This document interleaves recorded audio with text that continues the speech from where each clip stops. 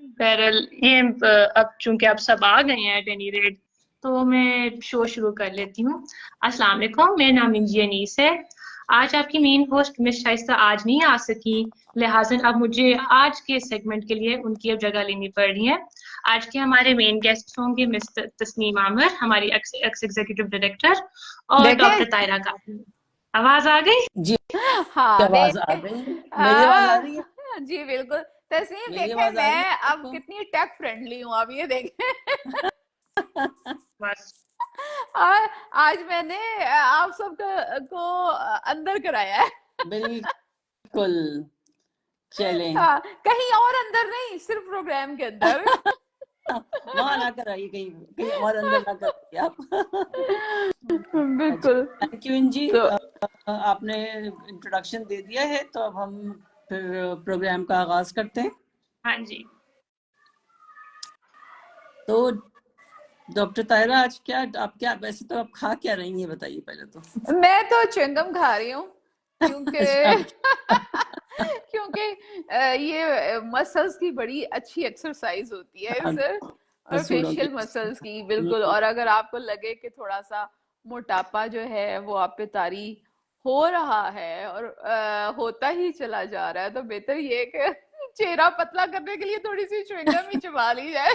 नहीं तो मगर च्युइंगम में तो मिठास होती है। नहीं, शुगर फ्री भी आते हैं। अच्छा, शुगर फ्री पे जाएं। शुगर फ्री भी आते ठीक हैं।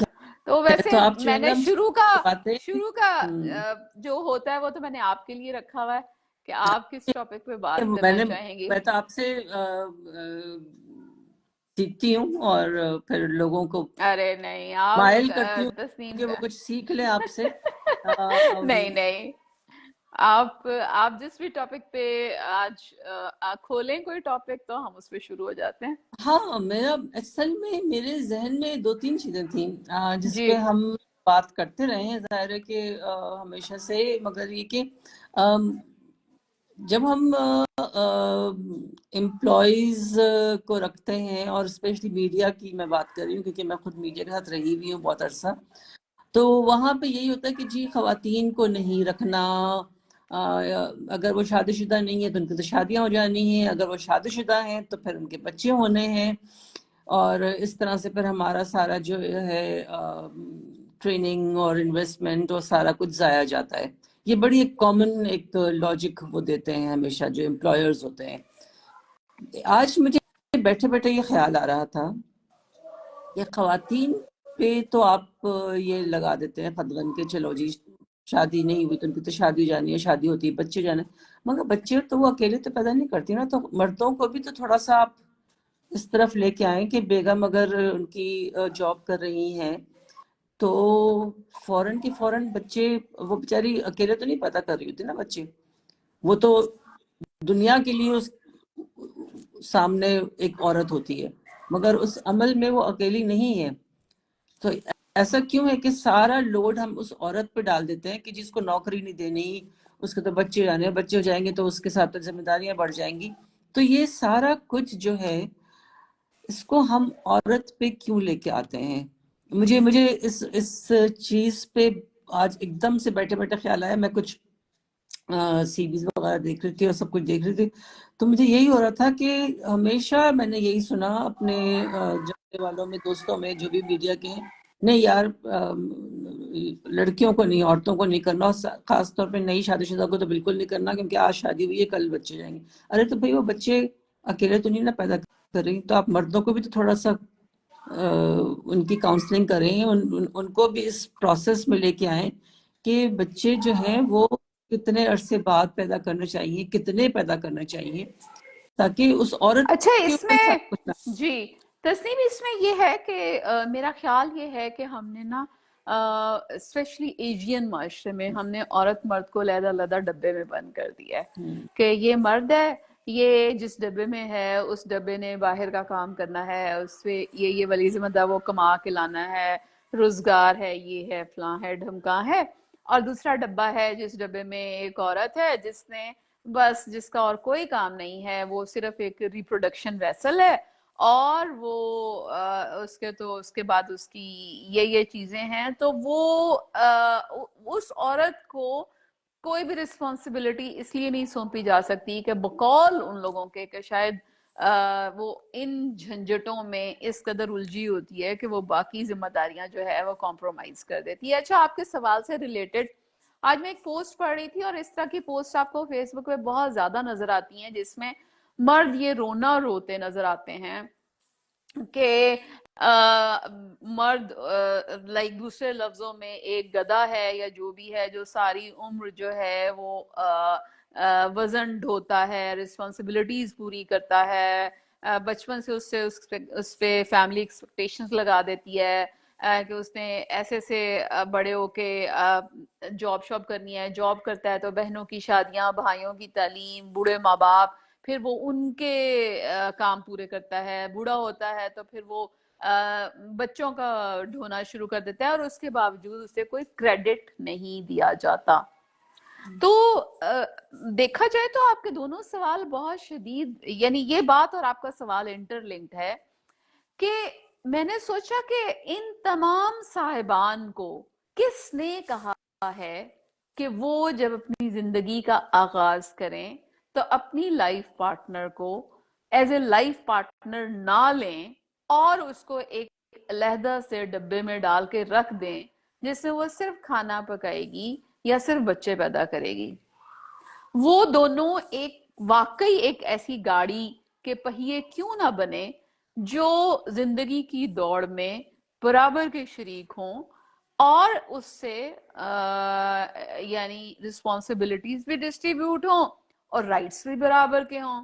अब मसला ये है कि हमारे यहाँ का जो एशियन मर्द है वो चूंकि औरत को अपने जैसा राइट या अपने साथ खड़ा करना नहीं चाहता, और उस अपने जैसे राइट या अपने साथ का जो ना खड़ा करने के जोम में वो कहता है बीबी तुम तो चलो घर बैठो और मैं हूं जिसने ये सारा कुछ करना है, और उसको वो घर बिठा के उसको हर किस्म की जवाब यानी उसके राइट से और उसकी ओपिनियन से बेसिकली उसे महरूम करके, क्योंकि फिर वो एक बिल्कुल, और उसको चूंकि वो हुक्म हाकिम इस तरह की चीज बन जाती है कि वो हाकिम बन जाता है जिस हाकिम ने अपनी मर्जी चलानी है in all affairs of life, regarding number of children, regarding her wishes and dreams, regarding her life, regarding her opinion। नहीं नहीं नहीं, तुम बिल्कुल नहीं, तुमने ये नहीं, तुमने ये नहीं करना, तुमने no, you are not allowed to do that, no, like we have.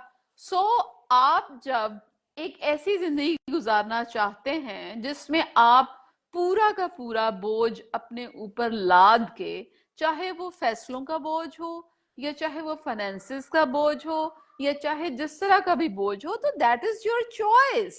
And then you when you become old then you think oh मैंने तो सारी उम्र मैं गधे की तरह भागता रहा और मैंने सारी उम्र काम किया और मैंने सारी उम्र ये किया और मैंने वो किया और उसके बाद मुझे क्रेडिट नहीं मिला, because that was your choice. Did you ever think के आप एक ऐसी पार्टनर को चूज करें जो आपके साथ सुबह घर से निकले, आपके साथ ऑफिस जाए, अपने ऑफिस जाए, हो सकता है आपसे बाद में वो घर वापस आए, और वो बच्चे कितने पैदा करेगी उसका भी ओपिनियन हो। आप अगर 4 चाहते हैं और वो अगर 2 चाहती है तो जाहिर है आपके दरमियान में कॉन्फ्लिक्ट होगा, और आप इस कॉन्फ्लिक्ट में सरेंडर करना सीखें या जो भी आपस में डिस्कशन है उसे करना सीखें, बजाय ये कि सिर्फ हुक्म दें। तो चूंकि जब औरत काम करना चाहती है, जब आपने अभी एम्प्लॉयर की बात की,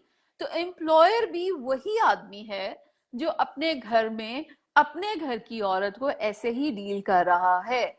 उसका ख्याल ये है कि उसने अपने इर्द गिर्द अपनी बीवी, माँ, बहन, सारी औरतें ऐसी देखी हैं जो कि ओपिनियन लेस हैं, जो कि ड्रीम लेस भी रखी जाती हैं, जो कि मोटिव लेस भी रखी जाती हैं, मोटिवेटेड भी, अगर वो मोटिवेटेड हो भी तो उनसे उनका वो छीन लिया जाता है कि नहीं बीबी नहीं, ये it doesn't suit us, it doesn't suit me, और अस का मतलब भी वो वाली फैमिली होती है। तो बेसिकली आप इर्द गिर्द औरतों को ऐसे रूप में देखना चाहते हैं जिनका और कोई काम ना हो सिवाय इसके कि वो आपकी सुपीरियॉरिटी कॉम्प्लेक्स में, मैं उसे कॉम्प्लेक्स कहती हूँ, सुपीरियॉरिटी को माने, उसके आगे टोटली 100% सरेंडर करें, और फिर वो आप को बाद में पता चले कि ओहो आप तो गधा बन के भागे हैं।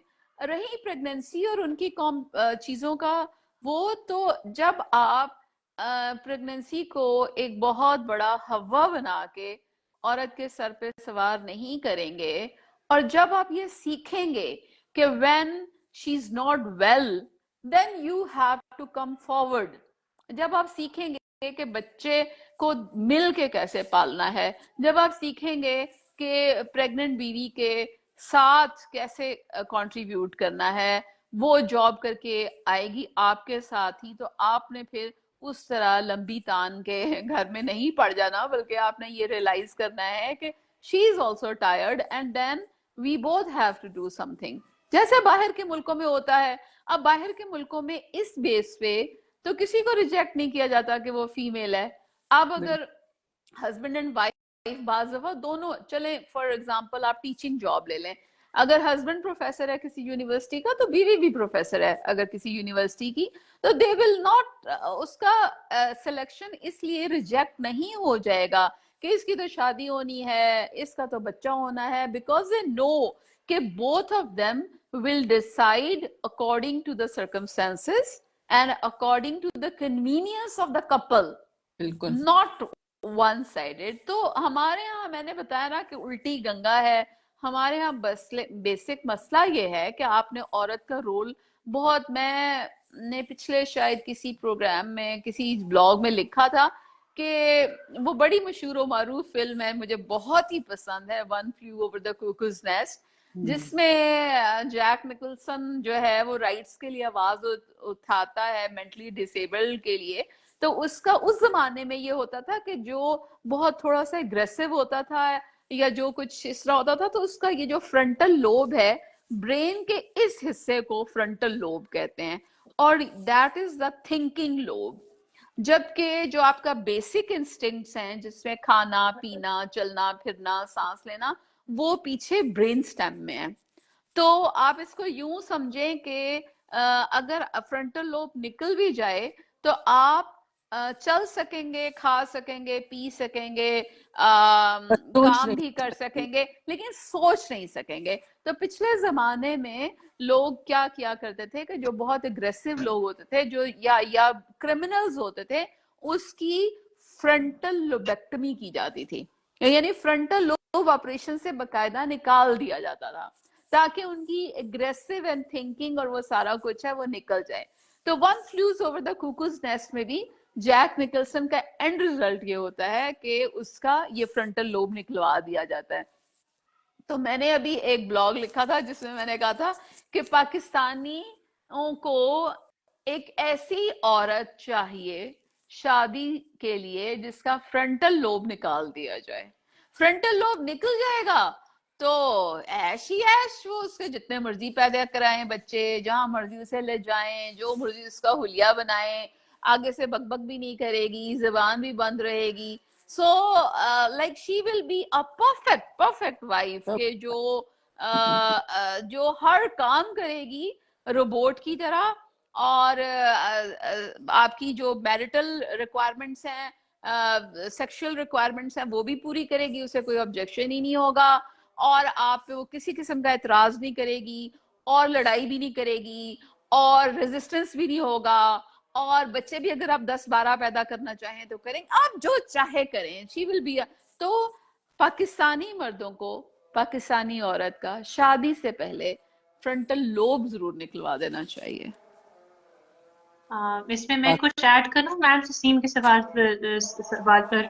बिल्कुल जरूर। एक चीज ये है कि मैंने देखा है कि डेफिनेटली एम्प्लॉयर्स का भी कसूर है कि वो औरतों को हायर नहीं करती, और उसकी एक भी चीज ये है कि हम औरतों को एज अ होल प्रायोरिटाइज नहीं करते, चाहे वो माएँ हो या क्या, क्योंकि हमारा अभी भी एक आइडियल एम्प्लॉय ये भी है कि जो सी लड़कियां हायर भी होती हैं या वो सिंगल हो या ये है कि उसके कोई शादी करने के इरादे भी ना हो। कई जगहों पर एयरफोर्स वाले भी आपसे कई दफा कहते हैं कि आपने ये एफिडेविट आपने ये साइन करना है, या आप एक ओथ साइन करते हैं जिसमें आप ओथ नहीं, मगर बेसिकली ये होता है कि आपने अपनी ट्रेनिंग के दौरान आपने उससे पहले शादी नहीं करनी, आपने उसके दौरान सिर्फ ट्रेनिंग पर ध्यान देना है। और लेकिन साथ ये भी नजर आता है कि जौन सी औरतें काम भी करती हैं, जो जितनी भी वर्किंग मदर्स हैं, वो जॉब्स भी इसलिए छोड़ती है क्योंकि ना तो टाइमिंग्स उनकी मैच कर पाती हैं, बॉसेस के साथ अलग झगड़ा होता है टाइम निकालने के लिए कि हमने इस टाइम घर जाना है या हमने इस टाइम बच्चे का देखभाल करना है। और कई दफा ये भी मसला है कि जब औरतें प्रेग्नेंट भी होती हैं, क्या होती हैं, तो उनको वो अलाउंस नहीं दी जाती, या उन्हें बेसिकली इस तरह इजाजत नहीं दी जाती कि वो अपनी सेहत पर ध्यान दें। बॉसेस का ये होता है कि तुम अपने आप पे टाइम क्यों लगा रही हो, काम पर लगाओ, काम पर टाइम लगाओ। तो वो एक डेफिनेट इशू है कि हमारे जितने भी वर्क प्लेसेस है, they not friendly for mothers किसी भी तरह से। अंजी, वेस्ट में जो न्यू मदर्स होती हैं उनके लिए बाज़ दफा 1 साल की और बाज़ दफा 2 साल की लीव ऑफिशियली सैंक्शन की जाती है, ठीक है, ऑन हाफ पे और ऑन क्वार्टर पे और समथिंग लाइक दैट। अच्छा, और दूसरी बात ये है कि जो ड्यूरिंग प्रेगनेंसी है, अगर प्रेगनेंसी कॉम्प्लिकेटेड नहीं है तो it's normal, it's a physiological thing. Like आप सोचें कि जितनी डॉक्टर्स हैं जो बच्चे पैदा करती हैं, they work till the end because they are not carrying the taboos and the myths related to the pregnancy. एक टैबू है कि जो ही प्रेगनेंसी हुई जी आपको बेड रेस्ट चाहिए, that is totally wrong. Bed rest का कॉन्सेप्ट मेडिकल साइंस में है ही नहीं। और फिर ये एक और मैं इतना लोगों को देखती हूँ जी वो प्रेग्नेंट है और आजकल बेड रेस्ट पे है। मैं हैरान होकर कहती हूँ क्यों है बेड रेस्ट पे, प्रेग्नेंट क्यों है? तो इसका मतलब है जो खेतों में औरतें काम करती थी, या जिस तरह हम डॉक्टर्स हैं कि हम प्रेगनेंसी के साथ क्या 9 महीने हम भी बेड रेस्ट पे रहेंगे, या नर्सें भी बेड रेस्ट पे रहेंगी? नहीं, वो लोग तो काम करने जाएंगी। तो फिर बेड रेस्ट का यानी आपका क्या ख्याल है कि प्रेगनेंसी धड़म से नीचे आ गिरेगी अगर हम चल फिर रहे हैं? यानी बहुत सारे लोगों का ख्याल ये है कि चलने फिरने से जो प्रेगनेंसी है वो बच्चेदानी से वजाइना में होती होती सीधे धड़म पार गिरेगी जिसमें मैं बहुत हंसती हूँ। हालांकि बिल्कुल जितना आप एक्टिव रहेंगी उतनी प्रेगनेंसी आसान होगी, उतनी डिलीवरी आसान होगी आपकी। अच्छा, और दूसरी मिथ ये है कि जी प्रेगनेंसी में आपको बैकएक हो जाएगी। क्यों भाई, क्यों बैकएक होगी? क्या आपका जो लोड है टमी का वो क्या ठीक है, थोड़ा सा लोड ज्यादा होता है, बट अगर आपके पेट में चर्बी हो तो तब भी तो होता है ना। और लोगों के काफी बड़े बड़े, सॉरी टू से दैट, लोगों के काफी बड़े बड़े पेट होते हैं, तो और मर्दों के भी होते हैं, तो क्या वो सारा वक्त बैकएक का शिकार रहते हैं? बैकएक is because of your bad posture and because of your wrong diet and because of your lack of calcium and vitamin D, ठीक है। अब जितना मैं लोगों को डाइट के बारे में सिखाती हूँ, अब अगर मैं अभी आज ये कह दूं कि मुझे कभी बैकएक नहीं हुआ, हालांकि मैं यानी कि सारी उम्र काम किया है, 30 इयर्स हो गए हैं काम करते हुए, बच्चे पैदा किए हैं और तीनों बच्चों को 2-2 साल दूध पिलाया है, एक्सक्लूसिव ब्रेस्ट फीडिंग, यानी मेरे बच्चों ने फीडर लिया ही नहीं। तो आप सोचें कि एक प्रोफेशनल और वर्किंग फुल टाइम माँ जिसने 6 माह एक्सक्लूसिव ब्रेस्ट फीडिंग कराई है। एक्सक्लूसिव ब्रेस्ट फीडिंग का मतलब होता है कि टोटली, और कभी किसी सोशल फंक्शन से दूर भी नहीं रही, हर जगह बैठ के दूध पिलाया है। कॉन्सर्ट में जाती थी, साथ बड़ा सा दुपट्टा लेके जाती थी, कॉन्सर्ट के बीच में बैठी दूध पिला रही होती थी। बाजार जाती थी, बच्चा उठाया हुआ है, बाजार में बच्चे को भूख लगी, वहीं कहीं कोने में बैठे या गाड़ी में बैठे दुपट्टा डाला और दूध पिला दिया। सो मुझे समझ में नहीं आती कि there is like no problem regarding bacha and pregnancy if there is no complication associated to that.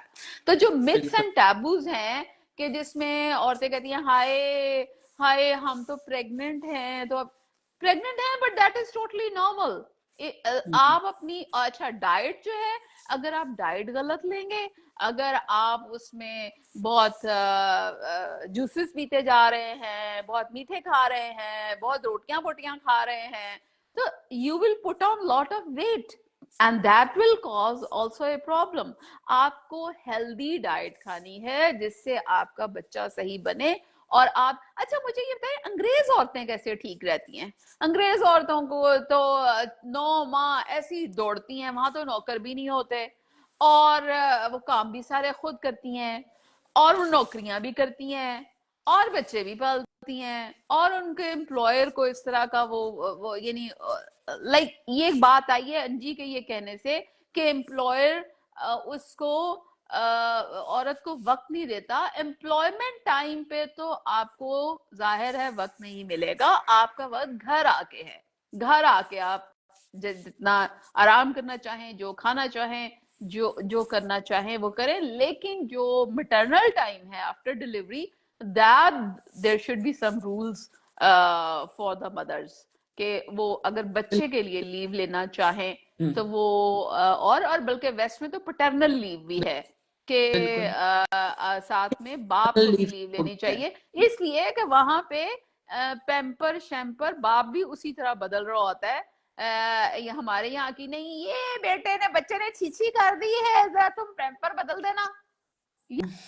यानी कि हमारे यहाँ तो लगता है कि बच्चा आसमान से गिरा है और सीधा उस औरत की गोद में आया है, और फिर ये जो एक बंदा है जिसने सिर्फ दूर से ऐसे ऐसे बच्चे को प्यार करना है, बस। Now there is no other relation with that बच्चा। तो इस पे हम मजीद बात करेंगे, सवालात लेना शुरू करते हैं क्योंकि 20 मिनट रहते हैं हमारे पास। जी सवालात शुरू कीजिए, तो फिर डॉक्टर ताहिरा से हम सवालात के जवाब लेते हैं और देखते हैं कि आज क्या क्या सवाल आए हैं। इस सवाल से हमारे पास 2 सवाल हैं, लेकिन मैं ये आपको बता देती हूँ कि सवाल क्या है। ये सिर्फ है 2 कि सवाल तो like these are very disappointing. आप मेरा ख्याल है अपना नंबर जो है वो अपनी वॉल पे बार बार लगाया करें ताकि लोग जो है ना वो उस पे सवाल भेजें। हालांकि बीच में आ रहे थे कि मुझे सवाल पूछना है, मुझे सवाल पूछना है, मैं कैसे पूछूं, तो ये तभी अभी मैं देख रही थी कि कमेंट में भी आ रहे हैं। तो कमेंट में लिख सकते हैं हमेशा, जो नीचे कमेंट्स चल रहे होते हैं उसमें लिखें और मैं पढ़ लूंगी तो मैं डेफिनेटली जवाब दूंगी। जी बताइए। अच्छा, एक सवाल ये है, एक तलहा एक सवाल ये है, मेरा और तो कोई इशू नहीं, सिर्फ लेग में उठते बैठते बहुत बुरा पेन होता है। तो अब तलहा मुझे नहीं पता कि खातून है या मेल है, लेकिन आप अपना विटामिन डी स्टेटस चेक कराएं और बोन मिनरल डेंसिटी चेक कराएं और ये बताएं कि वेट कितना है, तो फिर उसके मुताबिक ही आप जो है वो हो सकता है। आयशा फुरकान लिख रही हैं, I have personal issue, how can I ask? You just right A message over here, और अगर आप यहाँ नहीं बताना चाहती तो आप उस नंबर पे जो अंजी आपको बताएंगी उस पे मैसेज भेज दीजिएगा। और ये पोस्टमार्टम डिप्रेशन को कैसे ओवरकम किया जाए बाय ओरियाना खालिद पूछ रही हैं। मैं इससे पहले भी बात कर चुकी हूँ, with the help of psychiatrist and psychologist. Psychologist पहले आपको बेसिक काउंसलिंग थेरेपी करेंगी और साइकेट्रिस्ट असेस करेंगी कि आपको मेडिकेशन चाहिए कि नहीं। और मेडिकेशन के सिलसिले में जो हमारे यहाँ बहुत सारे टैबूज मशहूर हैं कि एंटी साइकेट्रिक ड्रग से आप बस सोए पड़े रहते हैं और आप एडिक्ट हो जाते हैं और आप काम नहीं कर सकते और आप मरीज बन जाते हैं, वो बिल्कुल गलत है। They just do to normalise the brain hormones, बिल्कुल उसी तरह जैसे बॉडी में कहीं पे हार्मोन्स कम हैं तो उसके लिए दवाइयां दी जाती हैं। जी अंजी सवाल बताइएगा। जी मेरा सवाल ये है, मैम मेरे बच्चेदानी में रसोले हैं 6 मिलीमीटर के, उसका क्या इलाज होगा? रसोली है और 6 मिलीमीटर की रसोली, ये हमारे यहाँ जो रिवाज है अल्ट्रासाउंड ट्रीट कराने का, मैं एक बात और कह दूं, प्लीज अपनी कंप्लेन बताया करें कि आपकी तकलीफ क्या है। हम अल्ट्रासाउंड को ट्रीट नहीं किया जा सकता, इंसानों को ट्रीट किया जाना चाहिए। अगर आपकी 6 मिलीमीटर की रसोली, तो 6 मिलीमीटर का मतलब है मटर का दाना। अगर आपकी बच्चेदानी में मटर के दाने के बराबर रसोली है, तो मुझे ये बता दें कि उसका क्या किया जा सकता है या क्या किया जाना चाहिए। ये एक ऐसी चीज है कि आपको अल्ट्रासाउंड में किसी ने लिख के दे दी है और आप उसके बारे में फिक्रमंद हो रही हैं। पहले आप अपनी तकलीफ बताएं कि तकलीफ क्या है। जी अंजी, सॉरी मैंने आपको कट कर दिया क्योंकि मुझे लगा कि आप पढ़ेंगी तो वो आगे से क्वेश्चन भी ऐसा ही होगा। हाँ, अच्छा बाकी बता देती हूँ। मंथ पहले 5.6 थी, अब 6 है। इसका पोर्शन होगा क्या? डर इस वजह से है, बहुत सारे लोग बोलते हैं बच्चेदानी को निकाल दिया जाता है इस सूरत में। फिर वही बात है कि हमारे यहाँ हेल्थ जो है वो पूरे मोहल्ले का मसला है। पूरे पूरे खानदान मोहल्ले की, और पूरे की मोहल्ले का, कमी। पूरे खानदान का मसला है। वो जिसको अलिफ का नाम कोको नहीं आता होगा वो भी अपनी मशवरा देगा कि यूं यूं यूं यूं कर दिया जाए। आप बल्कि देखें, पिछले हफ्ते मैंने एक सजेरियन किया जिनका चौथा सजेरियन था और अंदर बहुत बुरी हालत थी। तो मैंने अब मैं, वो खातून मुसलसल 9 माह से मुझे दिखा रही थी और हर बात डिटेल में डिस्कस कर रही थी। तो उन्होंने बच्चे बंद करवाने से इनकार कर दिया। तो मैंने जब वजह पूछी कि जी बहुत सारी औरतें कहती हैं इससे बहुत सारी प्रॉब्लम्स होंगी, तो then I was literally shocked. I said it means that I am unable to connect with you, कि आपको इस मसले पे उन औरतों की बातों पे ज्यादा एतबार है रादर देन मी, जो आपको शुरू से 9 माह से गाइड कर रही है और आप मेरे से ही ऑपरेशन करवा रही हैं। तो आप मुझे ये बताएं कि आपने ये ऑपरेशन उन औरतों से क्यों नहीं करवाया? आप सिजेरियन भी औरतों से करवा लें, because I think that they know more than me. इसके पास उनका कोई जवाब नहीं था। सो ये जो हमारा एक एटीट्यूड है ना कि आप नहीं, आगे से जवाब ये था उन्होंने करवाया है और उनको मसले हो गए हैं। तो मैंने कहा उनको कैसे पता कि ये जो मसला है, बिना जतोई आप सवाल यहाँ लिख दें। अगर आप नहीं पसंद करती हैं, अगर प्राइवेसी की वजह से, तो फिर आप अंजी अभी आपको नंबर बताएंगी तो आप उस नंबर पे भेज दीजिएगा, वो व्हाट्सएप नंबर है। तो हाँ जी। मैंने ये कहा कि आपको कैसे पता कि जो मसला हुआ है वो बच्चे बंद होने की वजह से हुआ है? हो सकता है ना बैकएक हुई हो, बैकएक का तो बच्चे बंद होने से कोई ताल्लुक नहीं। हो सकता है पीरियड्स इरेगुलर हुए हों, उसका भी कोई ताल्लुक नहीं। हो सकता है पीरियड्स ज्यादा आए हों, उसका भी बच्चे बंद होने से कोई ताल्लुक नहीं। हो सकता है लोअर एब्डोमिनल पेन हो, उसका भी बच्चे बंद होने से कोई ताल्लुक नहीं। तो ये कैसे पता चलेगा कि उन्हें जो तकलीफ हुई उसका ताल्लुक बच्चे बंद होने से था या नहीं? तो अब हर लेमैन अगर अपनी किसी न किसी तकलीफ को किसी डायग्नोसिस से जोड़ेगा और आप उस पर यकीन करेंगे, तो फिर बीच में मेरा क्या रोल है? मेरे पास तो फिर आना ही नहीं चाहिए सिजेरियन कराने के लिए। जिन लोगों को इतना पता है कि ये बच्चे बंद कराने के ऑपरेशन से ये तकलीफ हुई, उन्हें फिर बाकी बातों का भी पता होना चाहिए। Isn't it? बिल्कुल। तो इसलिए इन खातून के लिए मैंने कह दिया है कि मैं अल्ट्रासाउंड ट्रीट नहीं करती, आप मुझे तकलीफ बताइए। ठीक है, अगला सवाल पढ़िए प्लीज। हाँ जी मैडम, मैंने पहले आपको अपने मसले बताए थे, बट वो ना, अब मुझे डॉक्टर के पास गई थी। उसने मुझे मेडिसिन दी थी जिसमें ग्लूकोफेज भी थी, और उसके खाने से वजाइनल इचिंग स्टार्ट हो गई और वाइट डिस्चार्ज भी होना लग गया है, लगता है जैसे योगर्ट हो।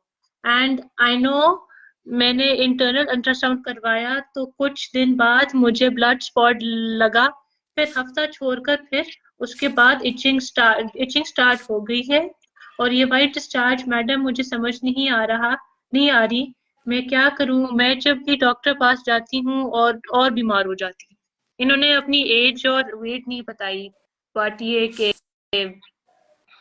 वाई डिस्चार्ज जो योगर्ट की तरह का होता है वो बेसिकली फंगल इन्फेक्शन होती है, और फंगल इन्फेक्शन का मतलब ये होता है कि आपका रेजिस्टेंस वीक है और बैक्टीरिया जो फंगस है वो ओवरग्रो कर गया है। उसके लिए फ्लैजिल की गोलियां भी खाई जा सकती हैं 500 मिलीग्राम सुबह दोपहर शाम 5 दिन के लिए, और एक कैनिस्टिन टैबलेट आती है वो भी वजाइना में रखी जा सकती है। ठीक है, बेसिकली आप सब, मैंने, मुझे 1 साल हो गया शायद अब होने वाला ये कहते हुए कि आप सीखिए सीखिए सीखिए। सादिया अरशद कह रही हैं स्लिम पेशेंट, तो फिर आपने, मुझे अब ये नहीं पता कि ग्लूकोफेज उन्होंने किस वजह से खानी शुरू की थी। बहरहाल हाइजीनिक मेजर्स जो हैं वो बहुत इंपॉर्टेंट हैं। आप अपने आप को वॉश कैसे करते हैं, आप पीरियड्स में पैड कौन सा यूज करते हैं, और उसके अलावा आप खाना कैसे खाते हैं, कितना मीठा खाते हैं, कितनी कार्बोहाइड्रेट्स खाते हैं, कितनी रोटियां चावल खाते हैं, ये चीजें, कितनी चीनी खाते हैं, ये चीजें बहुत अहम हैं। और एक्सरसाइज करते हैं कि नहीं। बहरहाल वजाइनल इन्फेक्शन जो वाइट और कर्डी होती है that is a fungal infection, और फंगस इसी इन्हीं वजूहात की वजह से ये ग्रो करता है। प्लीज आप इन वजूहात पे देखिए कि कौन सी चीज कैसे हो रही है। आप आइए, पता नहीं कौन सा कह रही हैं, please answer my query also, I don't know which query she has to तो इन्होंने राइट एंड पहले देन। एक सवाल किया है, मैं कमेंट्स देख रही हूँ। उन्होंने, सादिया अरशद ने ये कहा है, S/progesterone 1.2 on day 21, 8 months duration of marriage, oral TT has taken now. She can take injectables for ovulation induction. Her age is 29. और साथ में उन्होंने इस तरह अपनी बात मुझे कही है। ये बताइए कि 8 महीने शादी को हुए हैं, तो आप 8वें महीने से ही क्यों इलाज कराना चाहती हैं? आपको जो प्राइमरी इनफर्टिलिटी है वो आप लेबल करते हैं after 1 year of living together and having regular intercourse. उसके बाद आप लेबल करते हैं। आप 8 महीने के बाद ही प्रीमेच्योरली दवाइयां लेना शुरू करेंगी तो दैट इज नॉट राइट। आप एक्सरसाइजेस करें। प्रोजेस्टेरॉन लेवल कम है, इसका मतलब ये है कि एग बनने में मुश्किल तो है, लेकिन आप उसको, आप एक्सरसाइजेस करें, और एक्सरसाइजेस से ओवुलेशन जो है बेहतर हो जाती है। Husband has to go abroad, तो जरूरी नहीं है कि हस्बैंड जो है वो जाने से पहले आपकी गोद में बच्चा डालकर जाएं।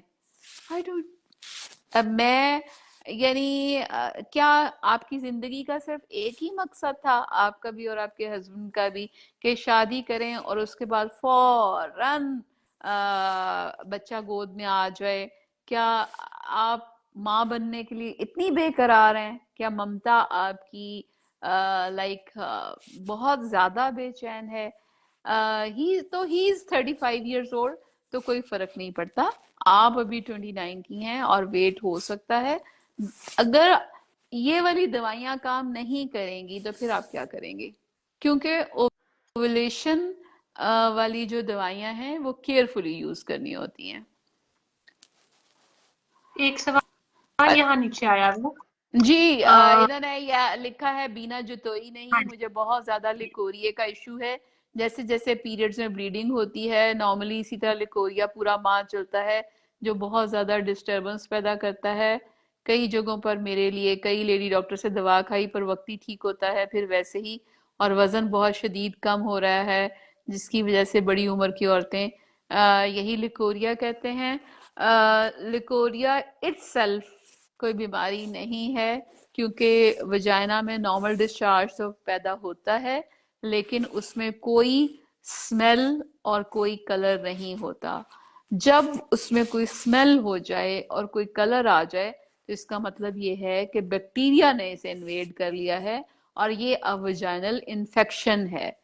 तो अगर ये जो वजाइनल डिस्चार्ज है इसमें कोई कलर नहीं है और इसकी खारिश नहीं है और इसकी स्मेल नहीं है, तो इसका मतलब ये है कि ये नॉर्मल है। और अगर इसमें वजाइनल पार्ट्स, वजाइना या लोकल पार्ट्स पे खारिश हो गई है और ये ग्रीन हो गया है या वाइट हो गया है या येलो हो गया है, तो इसका मतलब है कि ये इसमें इन्फेक्शन हो गई है। ठीक है, और आप नंबर नंबर शेयर कर दें। जी, बिकॉज वो बार बार नंबर पूछ रही हैं। हाँ जी, जी मैं भी नंबर कर सकती हूँ, तो आप जैसे बात करें मैं फिर एक्शन में नंबर टाइप कर देती हूँ सबके लिए। जी, प्लीज नंबर टाइप कर दें। और बेसिकली बात यह है कि आप सबको अपनी बॉडी के बारे में सीखना चाहिए। आप इतनी के वजाइना है क्या, वजाइना के अंदर कौन कौन से सेल होते हैं, कौन कौन से नॉर्मल बैक्टीरिया होते हैं, वजाइना से कौन कौन सी रतूबत निकलती है, किन दिनों में कौन सी रतूबत निकलती है, किन दिनों में कौन सी रतूबत ज्यादा होती है, कैसे इसमें इन्फेक्शन हो सकती है। वजाइना भी वैसे ही है जैसे आपकी आंख में इन्फेक्शन हो जाए। आंख में इन्फेक्शन हो जाए तो उसको कहा जाता है कि आशोब चश्म हो गया। जैसे आंखें आपकी स्टिकी हो जाती हैं और उसके बाद फिर आप आंखों में ड्रॉप्स डालते हैं, जिस तरह कान से पीप बहना शुरू हो जाती है।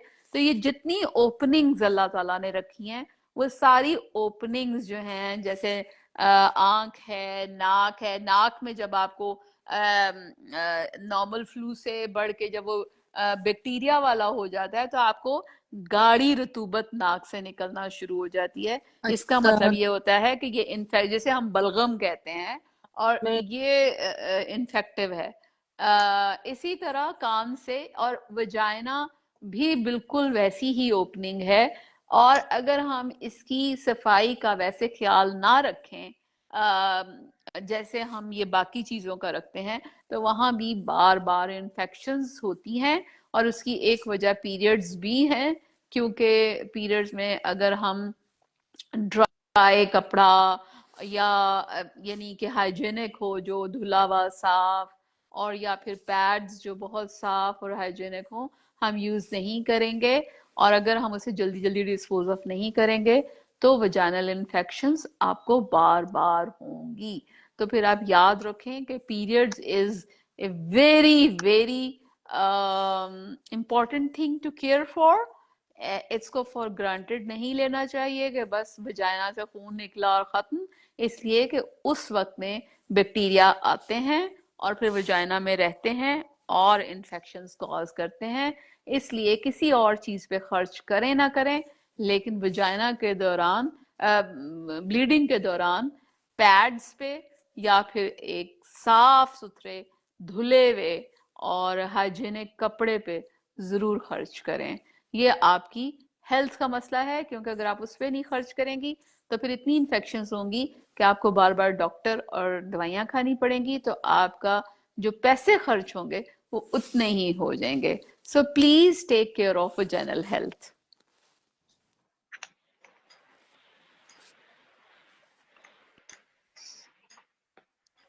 जी, ये क्या मतलब है? एक कंवल लिख रही है, is intercourse essential? We don't 2 years marriage. What do you mean by saying that? Means uh, sexual relation is part and parcel of your marital life. I don't know. I couldn't understand your question. मुझे भी समझ कि में आया, इसीलिए मैं चुप हो गई थी कि आप ही बोल। मैं तो चुप नहीं कर सकती ना, आपको पता है मेरा वही मसला। आप इसका जवाब देंगी। तो पर आई couldn't understand कि is intercourse essential?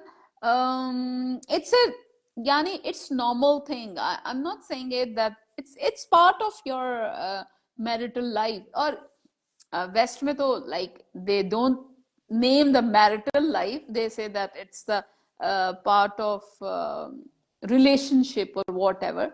But like in because in our culture and religion, it's bound with the marriage. So that's what I'm saying, that it's part and parcel of the marital life. I couldn't understand. Please elaborate your question.